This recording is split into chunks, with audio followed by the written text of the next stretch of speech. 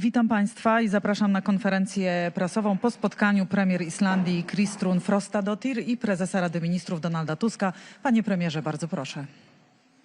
Dziękuję. Dear Prime Minister, dear Kristrún, dear friend, I'm really happy to have you here in Warsaw, and thank you for your decision to make this visit to Warsaw. Tradycyjnie zaprzyjaźnieni, Polska i Islandia. Możemy też mówić o naszych bardzo dobrych relacjach osobistych, właściwie we wszystkich sprawach współczesnej polityki. Pani premier wraca właśnie z Kijowa. Byłem tam niedawno. Nasza ocena sytuacji w Ukrainie, nasza ocena wojny rosyjsko-ukraińskiej, naszego zaangażowania w pomoc Ukrainie jest identyczna. Nie musimy o tym długo dyskutować. Polska i Islandia, oba państwa są przekonane, że tylko sprawiedliwy pokój, tylko niepodległość Ukrainy, tylko zaprzestanie agresji rosyjskiej daje szansę na pozytywny scenariusz także w przyszłości w Europie i na wschód od Europy. Bardzo dziękuję za taki serdeczny patronat pani premier nad polską mniejszością w Islandii. Słowo mniejszość jest tutaj może trochę nie na miejscu, bo stanowimy, can you recall me 7%? Community. Immigration, they're part of Icelandic culture. Okej. Nie chcę powiedzieć ile, dobrze. Ale mamy 30 000 ponad naszych rodaków, więc jest to największa mniejszość w Islandii i jak pani premier przed chwilą powiedziała, są częścią wspólnoty islandzkiej. Bardzo się cieszę, bo za każdym razem, kiedy się widzimy, pani premier podkreśla, jak ważne dla Islandii, jak ważna i jak korzystna dla Islandii jest obecność naszych rodaków, praca naszych rodaków w Islandii. Rozmawialiśmy o sytuacji w Europie w kontekście zarówno zbliżającego się referendum w Islandii, referendum o ewentualnym otwarciu rozmów o przystąpieniu Islandii do Unii Europejskiej. Mamy identyczny pogląd na temat potrzeby integrowania naszych wysiłków na rzecz bezpieczeństwa.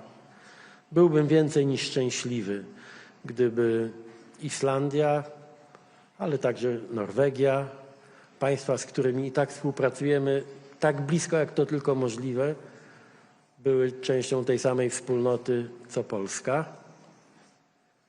Mamy z panią premier głębokie przekonanie, że we wszystkich działaniach na rzecz wspólnych polityk, to nie tylko bezpieczeństwo,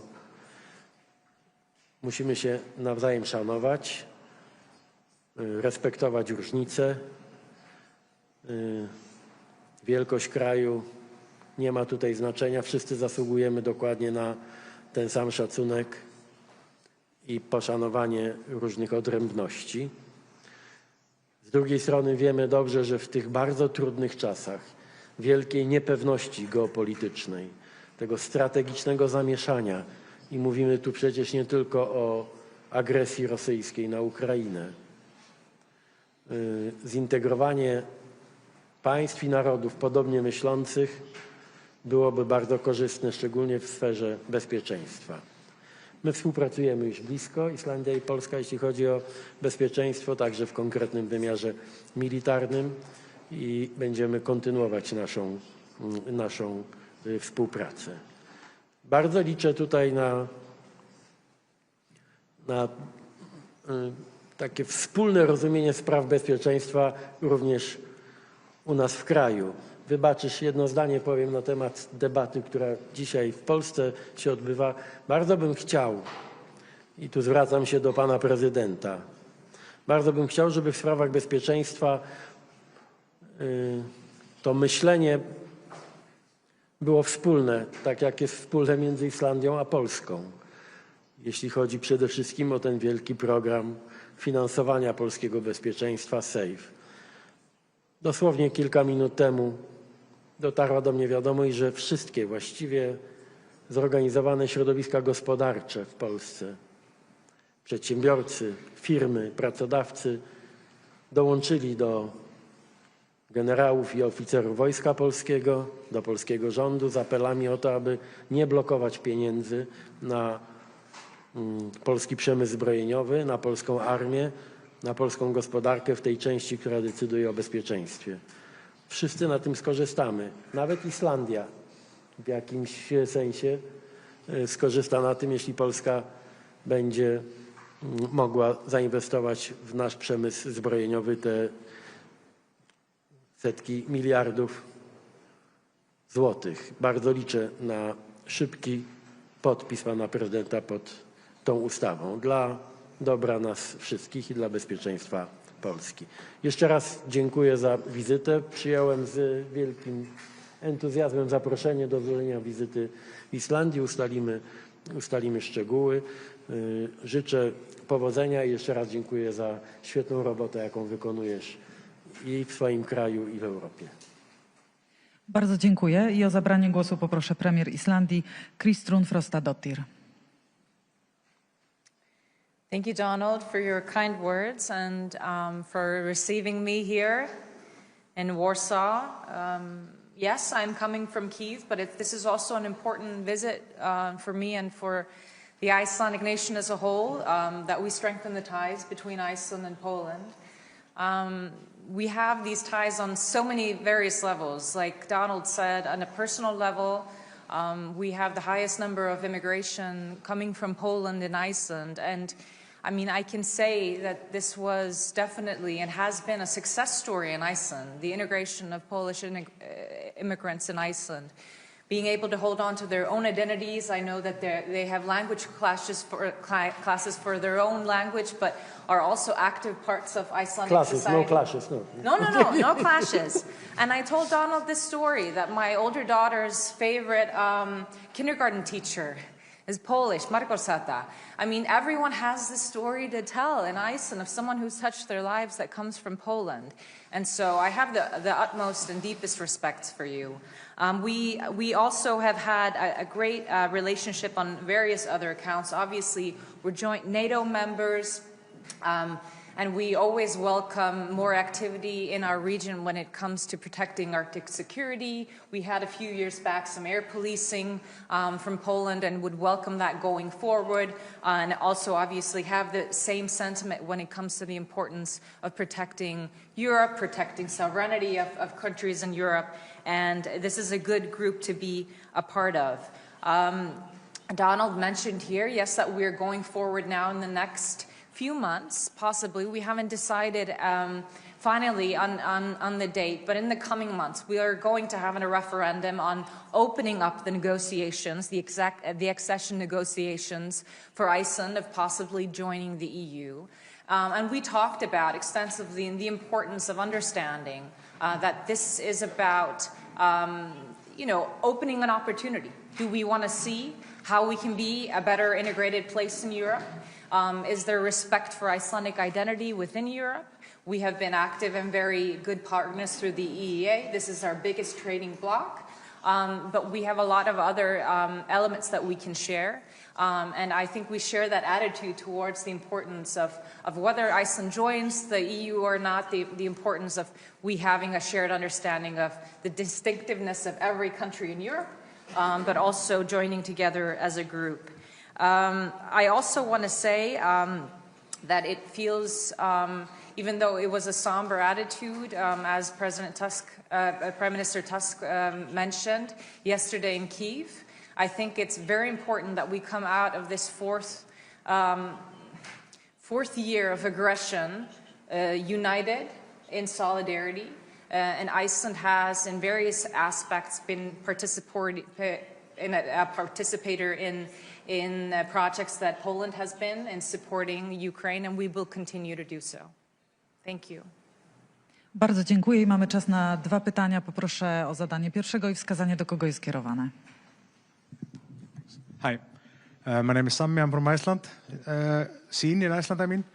Maybe a quick question for both of you. What could Iceland bring to the EU and vice versa? And Mr. Tusk, would you have any experience for ascension talks, experienced advice, I mean, to Icelanders? I think Iceland has a lot to bring to the EU. Iceland has shown its strength and its perseverance throughout centuries. We have been able to develop our resources in a positive way. We've been able to drive GDP growth in the right direction. We have had a good welfare system. We have solid values, and we have respect for one another. A lot of these are underlying values that we see in the European community as a whole as well. But Iceland also is an Arctic nation. We're not mainland Europe. So even though we share certain values, we don't share borders in the same way that a lot of Central European or mainland European countries understand. So this is a different element to Europe. And I think in this geopolitical environment that we're in, this would be an add-on to Europe. But obviously, that has to be taken into account that, you know, this special situation of our position needs to be taken into consideration if we decide to join talks, that they understand our way of life, the way we use our resources. And so I'm looking forward to see what comes out of that. As you know, here in Poland, you have no doubts that EU membership, it's a success story for my country. I'm really happy that Europe, as a political organization, the EU, is still attractive for many countries. I've heard so many comments that Europe is close to collapse and said, you know, it's not true. It's still the best place in the world, including Iceland. Iceland is Europe. We are talking about how to improve our relations, and in some areas it's absolutely clear for both of us and for all of us that Europe as a part of the world in this very specific place should be more integrated, and security is the first obvious reason why we should find more ways, sometimes specific ways, how to integrate each other. For me, it's really important to have Iceland as the closest partner, possible closest partner in fact, for everything. I absolutely understand and I respect some specifics. I mean, and this is the only way how to integrate the EU with other countries. I mean, to understand, first of all, to show respect, to understand what dignity means, to treat the bigger, smaller countries equally. It's really important. Brussels is not to teach anyone. I mean, for me, it's absolutely clear that EU is very attractive for countries like Iceland, but it must be absolutely clear for all the Europeans that Iceland is equally attractive as a possible member for Europe as a whole. And as I said, I would be more than happy if Iceland will be part of our community, even if the community should change for this a little bit, to be more flexible, and I'm ready to, together with Christian, to work on this. It is in our common interest. For me, it's also very important to underline how it is important for our regional security to have this different form of integration, not only with Iceland, but also with Norway, Sweden, Baltic states, Finland, Denmark. It works. Now Poland is a part of the most effective format in NATO and in the EU when it comes to defense cooperation, and we will continue this work for obvious reasons. I am absolutely sure that we are able to find the best possible way how to discuss about our integration. And something what I think this is maybe the best evidence that it makes sense to discuss about integration. It's the situation now in the UK. If you ask people today about Brexit in the UK, the latest polls are absolutely clear. 65% of the Brits they would vote for the EU today. More than 80% of young people in the UK are in favor when it comes to possible membership in the EU. It means that if you have this very specific experience like Brexit, you know maybe much better than the others that the membership of the EU is something really valuable, and I wish you, okay, we'll see.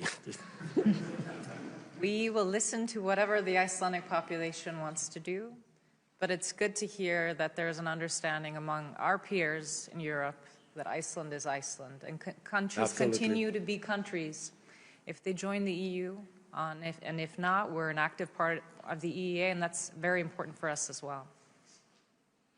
I poproszę kolejne ostatnie pytanie. As far as we know, economic development, the cooperation was also one of the subject of your conversation. Could you give us more details on that? Do we have any specific plan to develop economic cooperation between Iceland and Poland? Yeah, is this for me? Only. Oh, it's only for me. There are a lot of opportunities between the two countries. Like I said, I mean, we do have these cultural ties, but Iceland has specific knowledge, for example, in renewable energy that we are more than happy to continue to share. I'm of the belief that in the southern part of the country, in Poland, there has been some work on geothermal here as well. And this is one of these things that we proudly bring to the table. This is something that we've been able to harness in our country and brings a lot of opportunities. This is something that's important to Europe and this part of the region that we find other opportunities in energy than just to be reliant on oil or sort of the traditional parts. So this is something that I definitely look forward to and would probably be the most important thing. But I also want to say tourism. I mean, we have a number of Polish airlines that fly to Iceland. I mean, this is the fourth largest groups that come and visits Iceland as well. And that's not just because of family ties, it's also for tourism and other things. So I would welcome future developments in that as well. Ja też nie mam wątpliwości, że to nie tylko ekonomia, to nie tylko praca naszych rodaków w Islandii, ale na przykład kultura. To jest też ta przestrzeń, gdzie my się coraz lepiej rozumiemy.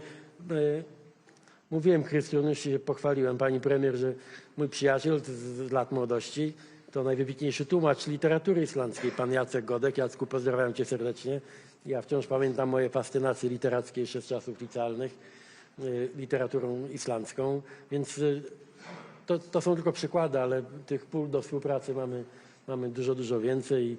Oba narody bardzo dumne, bardzo bogate w kulturę, w doświadczenia. Naprawdę mamy bardzo dużo rzeczy wspólnych do zrobienia. I bardzo dziękuję. Dziękujemy. I have a question. Is still Prince Paul still popular? You brought this. Yeah, it's special for you. One for the room. Okay, I have to tell you this. Prince Paula, wiecie. Because you know who's going to be happy about this? My father, Papi. My dad, he loves my generation, this is Papi, he loves this. So I grew up on this everywhere, like either in a car or in a cupboard. You always find like a Prince Polo somewhere. Isn't this amazing? Oh, I love that. I takie słodkie zakończenie, pyszne. Dziękuję bardzo. Dziękujemy również Państwu. Are we all set? Yeah? Which way? Down.